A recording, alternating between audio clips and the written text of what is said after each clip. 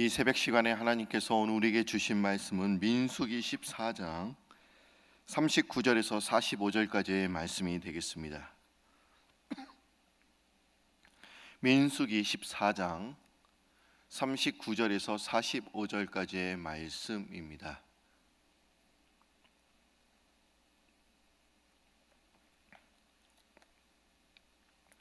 민수기 14장 39절에서 45절까지의 말씀, 다 찾으신 줄 알고 한 절씩 교독합니다. 모세가 이 말로 이스라엘 모든 자손에게 알림해 백성이 크게 슬퍼하여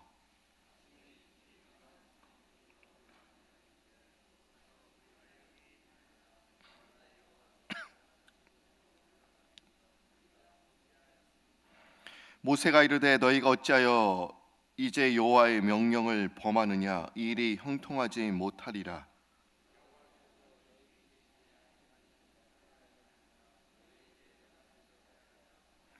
아말렉인과 가나안인이 너희 앞에 있으니 너희가 그 칼에 망하니라. 너희가 여호와를 배반하였으니 여호와께서 너희와 함께하지 아니하시리라 하나.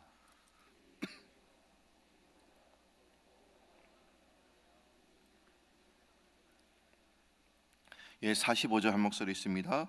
아말렉인과 산간지대에 거주하는 가나안인이 내려와 그들을 무찌르고 호르마까지 이르렀더라. 아멘.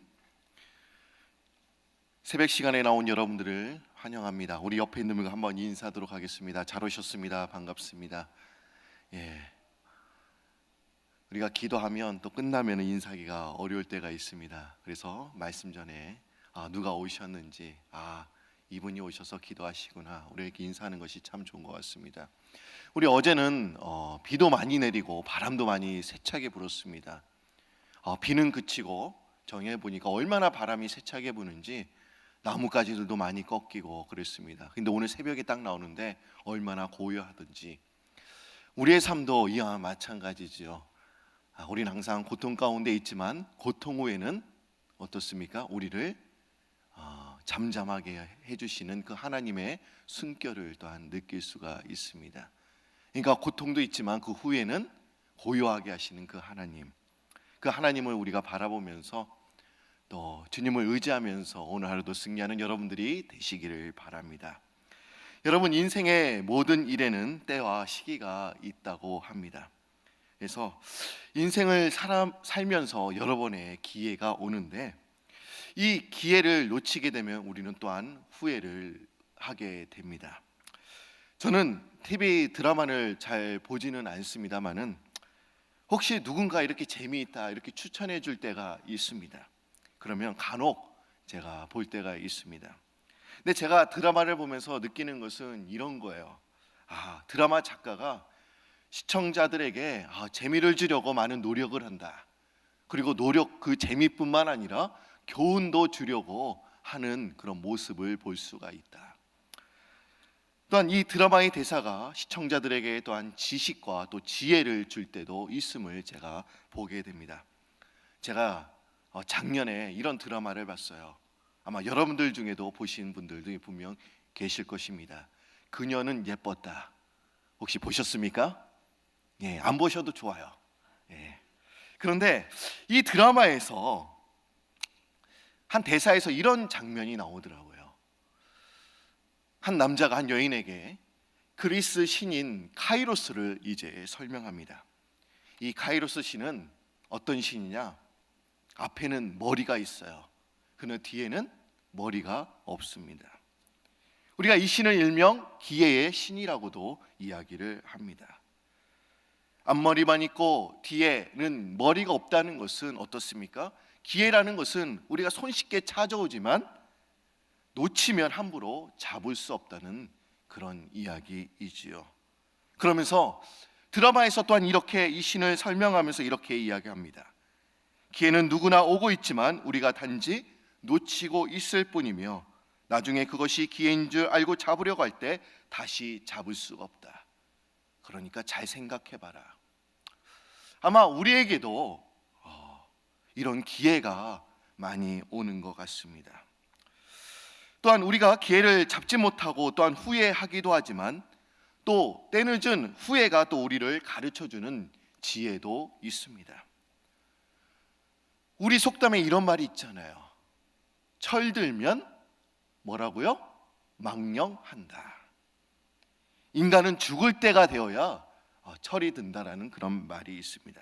그리고 물고기가 마지막으로 보는 것이 물이다라는 그런 말도 있습니다. 물고기는 어떻습니까? 물에서 태어납니다. 그런데 이제 한평생 살다가 죽을 때가 되니까 그때 물이 무엇인지 안다는 그런 이야기입니다. 아마 우리가 나이가 들어서 철이 들 때가 많이 있습니다. 우리는 후회가 뒤늦게 찾아오지만 그나마 그래도 늦게라도 깨달으니 얼마나 또한 다행인지 모릅니다. 세상 사람들은 후회할 때 두 가지 유형이 있다고 합니다. 이건 그리스도인들에게도 해당되는 게 아니라 세상 사람들에게 해당되는 그런 유형입니다. 하나는 배짱형입니다. 이 유형은 어떠냐? 후회는 소심하고 긍정적이 못한 사람들만이 하는 것이다, 이렇게 이야기를 합니다. 그래서 될 수 있는 한 후회를 하지 않으려고 해요. 또 다른 유형은 뭐냐? 낙심형이에요. 이것은 후회를 해도 후회로 끝이 나는 그런 삶을 의미합니다. 후회를 통해서 자신의 부족함을 보완해 나가려고 하는 것이 아니라 그냥 반성하고 낙심하고 끝나버리는 것입니다. 그 예가 성경에도 나오기는 합니다. 가룟 유다였죠. 가룟 유다는 어떤 사람이었습니까? 자기의 스승을 판 것에 대해서 후회하게 됩니다. 그러면 낙심하면서 이제 자살을 선택하게 되지요. 이와는 반대로 베드로는 어떤 삶이었습니까? 베드로는 예수님을 모른다고는 부인하기는 했습니다마는 베드로는 후회로 끝나는 것이 절대로 아니었습니다. 후회를 회개로 바꾸어서 또 자신의 복음 전도자로 떠나는 삶을 우리가 볼 수가 있습니다. 오늘 본문 말씀은 하나님의 때와 기회를 놓치고 난 후에 뒤늦게 어떻게든 이 몸부림을 치면서 예수님께 온전히 회개하려고 하는 이스라엘 백성들의 모습을 우리가 볼 수가 있습니다. 제가 자꾸 이 말이 자꾸 엉켜요. 그 이유가 있으면 제가 지금 오른쪽 잇몸에 좀 뭔가 좋지가 않은 것 같아요. 여러분 좀 이해를 해주시기를 바랍니다. 오늘 본문 말씀을 한번 보시면 오늘 민수기 저희들이 14장의 말씀을 저희들이 읽었습니다. 그런데 이 14장의 이 사건의 발단은 뭐냐? 민수기 14장에 있습니다. 14장에서는 이제 가나안 땅을 정탐하기 위해서 각 지파에서 한 사람을 다 뽑았어요. 그래서 12명을 이제 가나안 땅으로 정탐하기 위해서 보내게 됐죠. 40일간 이제 보내게 됩니다. 그러나 그들이 가나안 땅을 정탐한 후에는 보고한 내용들이 현저하게 달랐습니다. 10명의 사람들은 부정적인 보고를 하고 있습니다. 단지 여호수아와 갈렙만 긍정적인 보고를 하고 있습니다. 갈렙과 여호수아를 제외한 이 10명의 가난한 정탐꾼들은 그 땅의 거민들의 강성함, 그리고 그 성이 높다, 그리고 도저히 그 성은 정복될 수 없다, 이러면서 부정적인 보고를 하고 있습니다. 이 부정적인 보고를 듣은 이스라엘 백성들은 어떠했을까요? 극도의 절망감에 사로잡히게 되었습니다.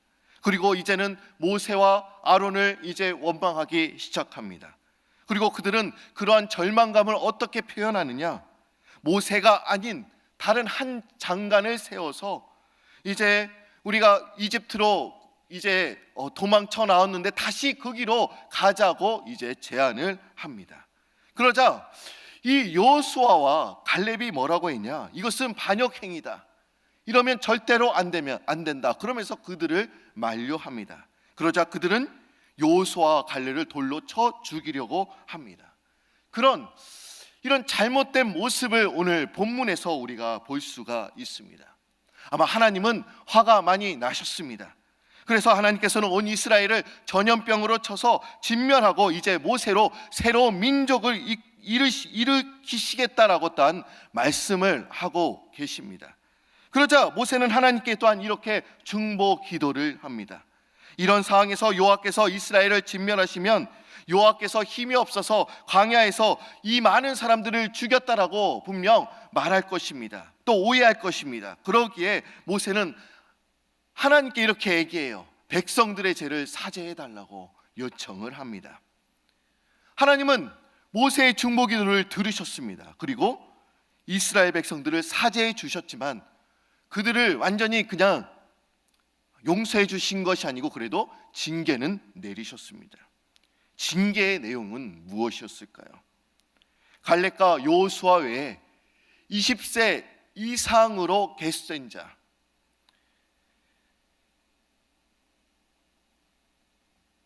이런 사람들은 다 어떻게 되냐?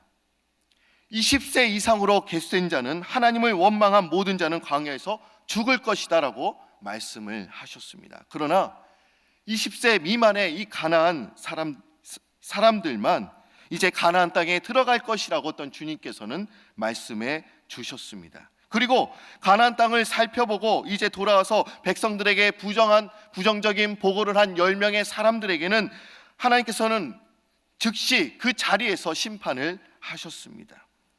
어떻게 심판을 하셨는지 오늘 읽지는 않았지만 오늘 본문 말씀, 우리가 민수기 14장 39절부터 우리가 말씀을 읽었습니다마는 36절과 37절의 말씀을 한번 보도록 하겠습니다. 이 사람들은 이제 가나안 땅을 이제 정탐하고 돌아와서 이제 부정적인 보고를 했던 10명의 사람들이에요. 분명 하나님께서는 20세 이상 계수된 자들은 어떻습니까? 가나안 땅에 들어가지 못한다. 그러면서 40년간 광야에서 있을 것이다. 여기서 죽을 것이라고 말씀을 하셨습니다. 그러나 그 10명 정탐꾼들에게는 즉시 심판을 하셨습니다. 어떻게 심판하셨냐? 37절 말씀 한번 여러분들이 읽어주실까요? 시작.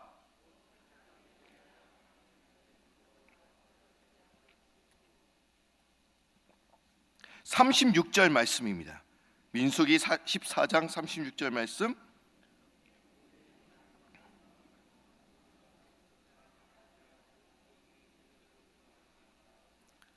곧 그 땅에 대하여 악평한 자들은 여호와 앞에서 재앙으로 죽었고 그 땅을 정탐하러 갔던 사람들 중에서 오직 눈의 아들 여호수아와 여분의 아들 갈렙은 생존하니라. 부정적인 보고를 한 이 10명의 사람들은 어떻습니까? 하나님의 심판이 즉시 집행되었습니다. 그리고 그들과는 다르게 믿음으로 반응한 여호수아와 갈렙만이 살아남게 되었습니다.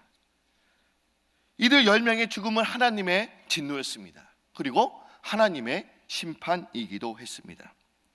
다른 백성들은 하나님의 책망을 받고 40년간의 길을 걸으면서 그들의 생애를 마치게 되었지만 이들 10명은 즉시 하나님의 심판을 받게 되었습니다. 여러분, 하나님은 하나님을 사랑하는 자, 그 약속을 믿는 자에게는 복을 내려주십니다. 그러나 불신앙의 사람들은 어떻습니까? 즉시 심판하십니다. 우리가 이 말씀을 잘 깨달아야 됩니다. 하나님께서 우리에게 분명 약속하셨어요. 그러므로 믿음으로 결단하며 나가라고 할 때 그 말씀에 순종하며 나가시는 여러분들이 되시기를 바랍니다. 근데 오늘 본문에 아주 희한한 이야기가 또한 나오고 있습니다. 그것은 이스라엘 백성들이 자신이 잘못된 것을 뒤늦게 깨달은 후에 가나안 땅으로 올라가겠다 하는 이야기가 오늘 내용의 포커스입니다. 39절과 40절 말씀. 그러게 여러분들 이제 우리가 이 13장과 14장 전반절 말씀을 우리가 이해한 후에 오늘 본문의 말씀을 읽어야 이것이 무슨 이야기인지 우리가 깨달을 수가 있습니다. 우리가 아까 전에 읽었을 때는 이 본문의 내용이 무엇인지 잘 몰랐을 거예요. 왜 이 사람들이 가나안 땅으로 왜 들어갔는지.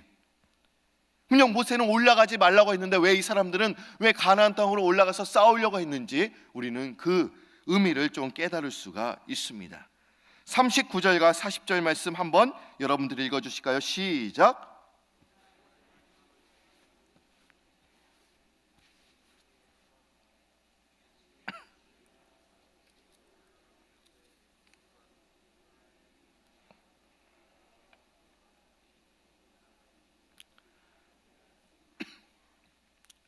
제가 다시 한번 읽어드립니다. 모세가 이 말로 이스라엘 모든 자손에게 알림해 백성이 크게 슬퍼하여 아침에 일찍 일어나 산꼭대기로 올라가며 이르되 보소서 우리가 여기 있나이다. 우리가 여호와께서 허락하신 곳으로 올라가리니 우리가 범죄하였습니다. 지금 자기들이 범죄하였다고 하면서 다시 가나안 땅으로 올라가겠다, 이렇게 이야기를 하고 있습니다. 들어가라고 할 때는 어떻습니까? 들어가지 못하겠다라고 지금 우겼습니다. 그런데 들어가지 말라고 하니까 이제는 들어가겠다고 지금 고집을 부리고 있는 것입니다. 과연 이스라엘 백성들의 잘못이 무엇이었을까요? 그들이 하나님께 범죄했다, 지금 이렇게 고백했지만 그것은 이미 모든 것이 결정된 후였습니다. 이미 돌이킬 수 없는 최종 결정이 내려진 후였습니다. 그들의 회개는 이미 너무 늦어버렸습니다. 그들의 순종도 너무 늦어버렸습니다. 하나님의 때가 이미 지나가 버린 것입니다. 여러분, 분명히 하나님의 기회에는 시기가 정해져 있습니다. 하나님의 은총의 기회가 사라져 버리기 전에 진정으로 하나님의 은총을 주실 때 우리는 그때를 우리가 기다리며 순종하며 나아가야 합니다. 그때는 아무리 고집을 부려도 아무리 애써도 소용이 없다는 것을 오늘 본문에서 말씀하고 있는 것입니다. 왜 하나님 이 백성들이 잘못된 이유가 무엇이었을까요? 그것은 하나님께서 진노하신 이유를 잘 알지 못하는 데 또한 있다는 것을 우리가 알 수가 있습니다. 그들은 이렇게 생각했습니다. 자신들이 가나안 땅으로 올라가지 않아서 하나님께서 진노하셨다. 그래서 지금 그들은 지금 올라가려고 노력한 것입니다.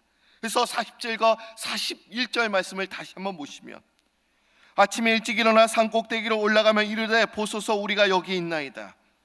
우리가 여호와께 허락하신 곳으로 올라가리니 우리가 범죄하였음이니이다. 근데 모세가 또한 이렇게 얘기하죠. 41절 말씀 여러분들 읽어주실까요? 시작.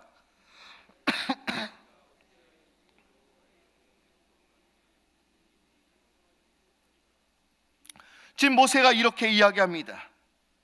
왜 여호와의 명령을 범하느냐?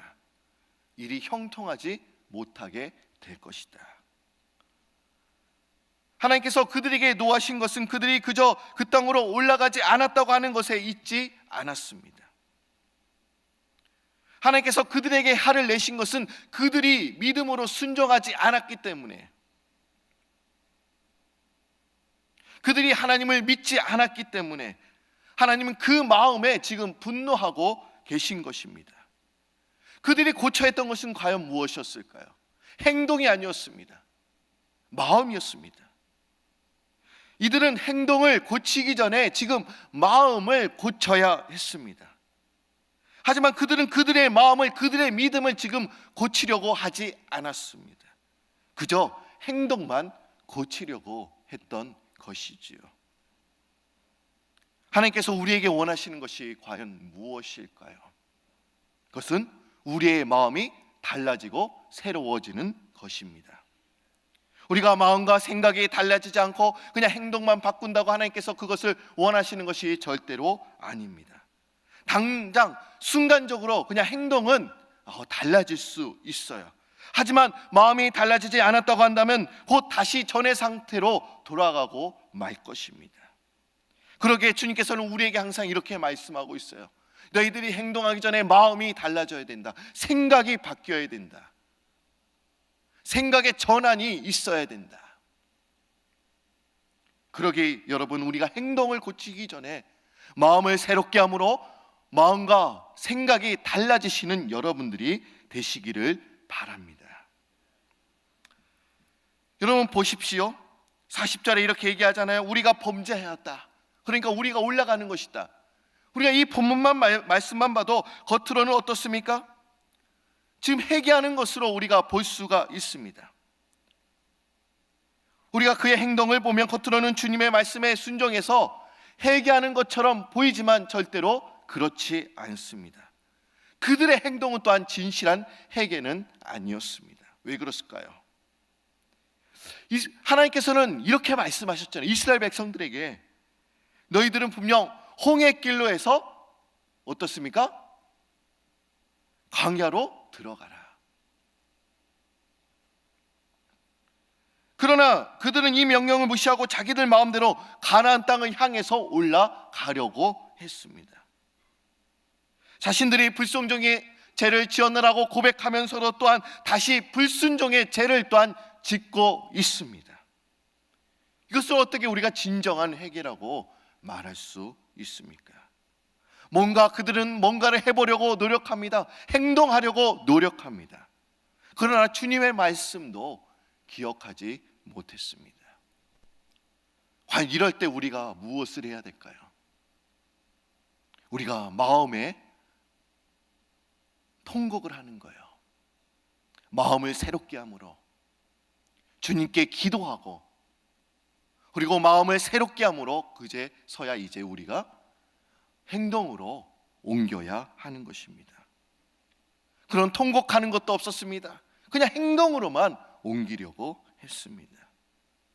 주님의 말씀도 기억하지 못하고 그들의 마음도 고치지 않았으니 하나님께서 함께 하셨을까요? 결론적으로 말씀을 보시면 하나님께서 함께 하지 않으셨습니다. 그래서 43절 말씀에 모세가 이렇게 이야기를 하죠. 아말렉인과 가나안인이 너희 앞에 있으니 너희가 그 칼에 망하리라. 너희가 여호와를 배반하였으니 여호와께서 너희와 함께하지 아니하시리라. 마음도 고치지 않고 그냥 죄를 범했다 이렇게 건성으로 말로만 하고 마음에는 통곡도 없고 마음을 새롭게 하지 아니하고 나아갔으니 하나님께서 함께 하시지 않은 것은 당연한 일인 것입니다. 그러기에 우리가 필요한 것은 우리가 마음을 새롭게 하는 것입니다. 우리가 죄를 지을 수 있습니다. 그리고 우리가 후회할 수가 있어요. 후회한 후에 우리가 무엇을 해야 되냐? 해결하는 거예요. 마음을 새롭게 하는 것입니다. 하나님, 나의 마음을 새롭게 하여 주시옵소서. 정결하게 하여 주시옵소서. 그 마음을 가지고 이제 다시 출발하는 것입니다. 그런데 그 작업이 없었다는 것을 오늘 본문에서 이야기를 합니다. 그리고 내가 왜 잘못되었는지, 하나님께서 왜 진노하시는지 그 하나님의 마음을 이해하면서 하나님의 말씀을 기억하면서 이제 출발하는 것이 좋습니다. 은퇴를 앞둔 한 건축가가 있었습니다.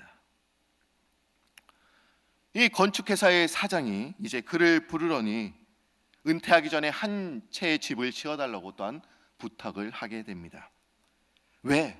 그 사람은 또한 이렇게 생각했습니다. 하필 은퇴를 놔둔 나에게 왜 일을 맡기는지 불평하는 마음으로 이제 집을 짓기 시작합니다. 그러니까 어떻게 됩니까? 감독도 소홀히 하고 좋은 재료를 또한 사용하지도 않습니다. 그냥 대충 짓습니다. 이제 건물이 완공이 되었을 때 그 사장이 은퇴를 앞둔 그 사람을 부르더니 이렇게 이야기를 합니다. 당신이 건축한 이 집이 우리 회사를 위해서 애써온 당신의 은퇴를 기념하는 저의 선물입니다. 아마 건축가는 몹시 후회했을 것입니다. 이럴 줄 알았으면 정성을 다해서 지었을 텐데. 아마 우리의 상황도 아마 이런 상황이 많이 연출될 것입니다. 아마 내 집을 짓는 심정으로 건축에 임했다면 이 사람들은 과연 어떻게 될까요? 우리가 또한 매일 오늘 만나는 사람들을 나의 가족으로 대했다면 과연 이 세상에는 어떤 일이 일어나게 될까요? 하나님께서 우리에게 말씀하시는 말씀이 과연 뭐냐? 하루하루를 최선을 다해서 살아가라라고 주님께서는 우리에게 말씀하고 계십니다. 하나님께서는 우리가 후회하는 삶을 살기보다는 하루하루 만족하는 삶을 살아가라, 이 삶은 우리에게 지금 요청하고 계십니다.